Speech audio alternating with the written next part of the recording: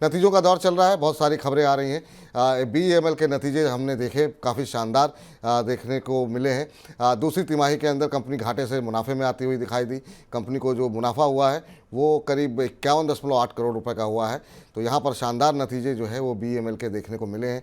Company की आय जो है उसमें भी इजाफा देखने को मिला है, और ये जो कंपनी का मुनाफा बढ़ा है उसमें खासतौर से जो कंपनी की लागत है वो घटी है, उसके चलते यहाँ पर अच्छी रिकवरी देखने को मिली है।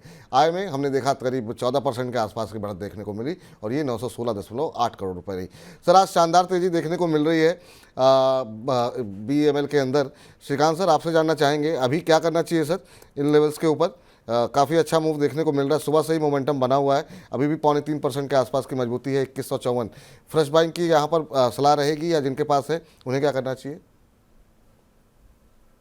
बिल्कुल। तो मुझे लगता है कि रिजल्ट ऑलरेडी प्राइस में डिस्काउंट है, क्योंकि अगर प्राइस देखें तो 1850-1900 के करीब ये ट्रेड कर रहा था, वहां से लगातार बढ़ते हुए 2150-2200 के करीब ऑलमोस्ट ये आ चुका है। हमें लगता है कि अगर और भी इसमें अगर तेजी बनती है बिकॉज ऑफ मार्केट, तो शायद ये स्टॉक 2250 के लेवल्स दिखा सकता है। लेकिन करंट लेवल से मुझे लगता है कि एटलीस्ट करंट लेवल से फ्रेश पोजीशंस या फ्रेश लॉन्ग पोजीशंस लेने की कोशिश ना करें। अगर कोई इन्वेस्टमेंट्स है तो करंट लेवल से भी बेच सकते हैं, या तो फिर 2200 2250 के रेंज में आप मुनाफा वसूल कर सकते हैं। तो नई खरीद के लिए फिलहाल अभी सलाह नहीं है, शेयर में ऑलरेडी काफ़ी तेजी आ चुकी है। चलिए इस बीच अगली कंपनी जरा स्क्रीन पर लेके आते हैं। संतोष सर, नेस्को पे आपकी राय जानना चाहेंगे। कंपनी के नतीजे आए हैं, दूसरी तिमाही मुनाफा जो है वो 7.2% बढ़ करके 87.80 करोड़ रुपए रहा है। कंपनी की अगर हम आय देखें तो इसमें 22% से ज़्यादा की बढ़ोतरी देखने को मिली है, ये 174.85 करोड़ रुपए रहा है। इसके अलावा कंपनी के जो एबिट्टा है उसमें इजाफा देखने को मिला है, और ये इबिट्टा कंपनी का 13% के आसपास बढ़ा है, 131.69 करोड़ रुपए। तो उम्मीद से बेहतर नतीजे देखने को मिलेगा। हालांकि बहुत लोगों को लग रहा होगा मुनाफा ऑलमोस्ट फ्लैट है, बहुत ज़्यादा तेजी नहीं है, लेकिन इबिट्टा का प्रदर्शन काफ़ी अच्छा रहा है। आप कैसे देख रहे हैं सर? सुबह 8% के आसपास की तेजी थी जब हमने खबर ये निकाली थी, और अब हम देख रहे हैं 9.5% ऊपर। शानदार मूव यहाँ पर देखने को मिल रहा है आज इंट्राडे लेवल पर। अभी क्या खरीदारी कर सकते हैं, क्या स्ट्रेटजी होगी यहाँ पे? देखिए, मुझे लगता है कि नंबर्स अच्छे हैं, और आने वाले टाइम पे जिस तरह से रियल एस्टेट में मोमेंटम देखने को मिल रहा है, और कंपनी ऑफिस स्पेस या आईटी स्पेस जो है रेंट स्पेस में है। ये धीरे धीरे चूंकि वर्क फ्रॉम होम अब खत्म हो रहे हैं, लोग ऑफिस में जा रहे हैं, और इंडिया में एज सच अगर आप देख लें कि जो इकोनॉमिक एक्टिविटी है वो बढ़ती जा रही है, तो मुझे लग रहा है कि रियल एस्टेट स्पेस जो है एक बजिंग स्पेस रहने वाला है आने वाले टाइम पे। तो स्टेगर्ड रूप में आप चाहें तो इसको ले सकते हैं। बहुत ज़्यादा मल्टीपल्स भी हाई नहीं है। मैं कहूँगा कि थोड़े थोड़े करके ये स्टॉक लिया जा सकता है, आने वाले टाइम पे अच्छा मुनाफा देखने को मिल सकता है इसमें। आने वाले समय में अच्छा मुनाफा देखने को मिल सकता है, ये सलाह निकल करके आती हुई। जरा अब अगली कंपनी जो है वो टोरेंट पावर जो है स्क्रीन पर लेकर के आते हैं। टोरेंट पावर पे भी खबर है। कंपनी के यहाँ पर नतीजे आए हैं, नतीजे में बढ़ोतरी देखने को मिली है। कंपनी का मुनाफा 9% से ज़्यादा बढ़ करके 526 करोड़ रुपए रहा है। कंपनी की आय पे नज़र डालें तो इसमें 3.8% की बढ़ोतरी रही है, 6,960 करोड़ रुपए के आसपास कंपनी की आय रही है। तो यहाँ पर हम देख रहे हैं कि आज मोमेंटम बनता हुआ दिखाई दिया है, और Q2 एबिट्टा में हमने देखा करीब 5% के आसपास का इजाफा बढ़ता हुआ दिखाई दिया है, और यहाँ पर 2% के आसपास की सुबह तेजी देखने को मिल रही थी, अभी भी उसी के आसपास ही चल रहा है। 2% के आसपास की मजबूती बनी हुई है। 775 का स्तर देखने को मिल रहा है। टोरेंट पावर कैसे देख रहे हैं सर, कैसे पढ़ रहे हैं श्रीकांत सर आप? अभी क्या करना चाहिए टोरेंट पावर के अंदर? पिछले एक महीने में करीब 6-7% के आसपास की रैली देखने को मिली है, 6 महीने में करीब 44% चला है शेयर। बिल्कुल। तो इनफैक्ट विपुल जी, इसमें काफी एक शानदार रैली हमें देखने मिली है, और कई बार इसने multiple times higher top higher bottom की सीरीज रिज्यूम की है। वॉल्यूम्स अगर आप देखें तो वॉल्यूम्स कम होते जा रहे हैं, और कभी भी अगर एक रेंज से ये ब्रेकआउट करता है तब वॉल्यूम्स इसमें बढ़ते हैं। तो ये क्लियरली इंडिकेट कर रहा है कि इसमें कंसिस्टेंटली अपग्रेड्स आते जा रहे हैं और स्टॉक्स परफॉर्म करते जा रहा है। हमें लगता है कि रिसेंटली जो इसने कंसोलिडेशन किया था, और जो करंट करेक्शन में जो उसने आउट परफॉर्मेंस दिखाया है by hitting new all time high, हमें लगता है कि ये स्टॉक कम से कम 850 से लेकर 900 के लेवल्स दिखा सकता है। तो करंट लेवल से भी अगर कोई लॉन्ग पोजीशंस बनानी है तो बिल्कुल बना सकते हैं। 730 रुपए का स्टॉप लॉस रखें, और अगर यहाँ से इन्वेस्टमेंट करना है तो मुझे लगता है कि वो ज्यादा फायदेमंद हो सकता है, क्योंकि मार्केट थोड़ा सा वॉलेटाइल हो सकता है, लेकिन इवेंचुअली हमें लगता है कि ये पावर से रिलेटेड स्टॉक्स और स्पेसिफिकली टोरेंट पावर यहाँ पे तेजी बन सकती है। यहाँ पर तेज़ी बढ़ सकती है। तो ये सलाह यहाँ पर निकल करके आती हुई। इस बीच अनुज जी बहुत परेशान हैं, बहुत देर से कमेंट कर रहे हैं, सर मेरा सवाल ले लीजिए। आज संतोष जी के कहने पे मैंने शेयर लिया था और मुझे मेरा सवाल उनसे ही डिस्कस कर लेंगे सर। अभी बजिंग स्टॉक का सेगमेंट खत्म हो जाए तो आपका प्रश्न जो है निश्चित रूप से डिस्कस कर लिया जाएगा। अगली कंपनी जरा स्क्रीन पर लेकर के आइए, वहाँ पर देखते हैं क्या कुछ खबर है, किस तरह का मोमेंटम यहाँ पर देखने को मिल रहा है।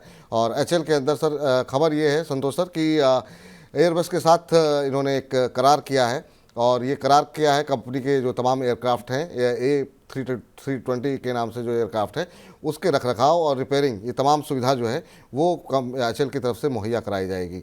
और कंपनी के शेयर में हम देख रहे थे सुबह जो है कि 1% के आसपास की मजबूती का माहौल बना हुआ था, अभी अब 1.5% के आसपास की बढ़त देखने को मिल रही है।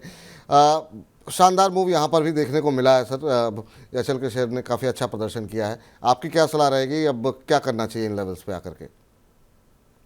ठीक है, अगर आपके पास है तो होल्ड कर रहे हैं और गिरावट में खरीदारी की सलाह होगी, क्योंकि बहुत कम ऐसी सरकार की कंपनियां हैं जहां पर आपको डेट कम हो, रिटर्न ऑन कैपिटल एम्प्लॉयड अच्छे हो, रिटर्न ऑन इक्विटी अच्छी हो और आने वाले टाइम का आउटलुक अच्छा हो। बस केवल एक जो रिस्क होता है कि जो सेंट्रल गवर्नमेंट इलेक्शंस हैं जो आने वाले हैं 6-7 महीने के अंदर होंगे, वहां पर अगर कोई पॉलिसी या गवर्नमेंट चेंज होती है, जैसे कि हम कंटिन्यूटी ऑफ द पॉलिसी कहते हैं, अगर वो नहीं होगा तो हो सकता है कि एक इश्यू हो। लेकिन जिस तरह से सरकार अभी मौजूदा सरकार अगर रिपीट करती है और उनका जो लक्ष्य है कि जो हमारा इंडिजीनियस प्रोक्योरमेंट होगा सारी चीज़ों का, उस लिहाज से ये कंपनी वेल पोजिशन है। और अगर वैल्यूएशंस के लिहाज से भी अगर आप देखेंगे तो 23 प्राइस टू अर्निंग मल्टीपल्स पे है।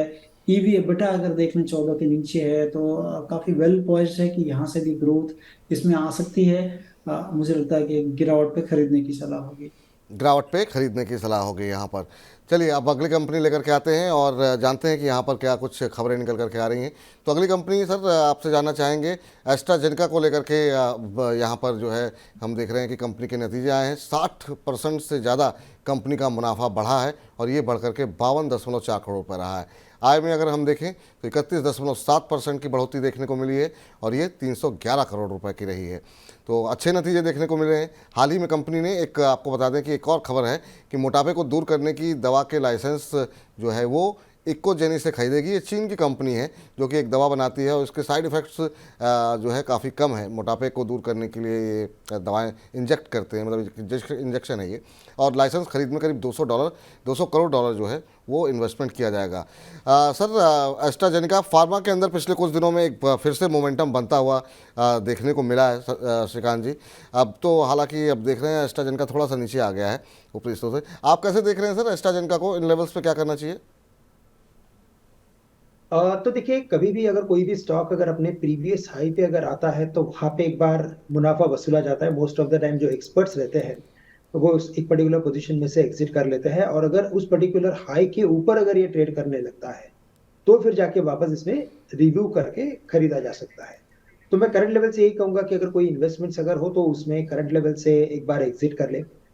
इस स्टॉक को एक बार साइकोलॉजिकल लेवल 5,000 के ऊपर ट्रेड करने दे, उसके बाद मुझे लगता है कि इसमें कुछ इन्वेस्टमेंट्स, फ्रेश इन्वेस्टमेंट्स की जा सकती है।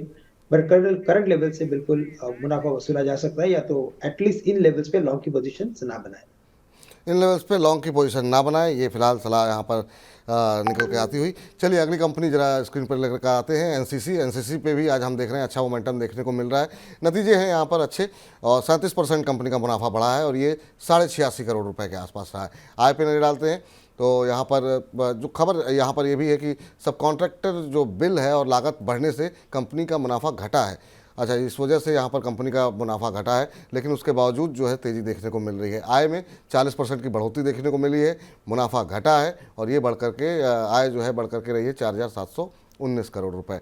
तो अभी फिलहाल आय में अच्छी बढ़त के चलते हम देख रहे थे कि एनसीसी के अंदर एक शानदार मूव जो है आज आता हुआ दिखाई दिया है। सर अभी क्या करना चाहिए, आपसे जानना चाहेंगे संतोष सर, एनसीसी के अंदर आपकी क्या राय रहेगी?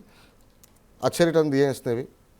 देखिए, रिटर्न काफी अच्छा है, इसलिए मुझे लगता है कि अगर आपके पास है तो रिटर्न एक बार ले लेना चाहिए, आउट ऑफ द टेबल करें, क्योंकि लेटेस्ट क्वार्टर के जो नंबर हैं थोड़ा डिसअपॉइंटिंग जरूर हैं। मार्जिन काफी श्रिंक हुई है कंपनी के। एज एन ऑर्डर बुक अगर देखें तो काफी अच्छा है। इन सारी कंपनियों में एग्जीक्यूशन एक बड़ा इशू होता है।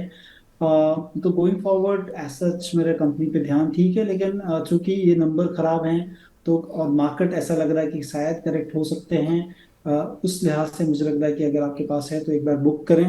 निचले स्तरों पर डीप करेक्शन होने पर डेफिनेटली इसमें फिर से एंटर कर सकते हैं। निचले स्तर पर करेक्शन होने पर एंटर कर सकते हैं। ये फिलहाल राय निकल के आती हुई।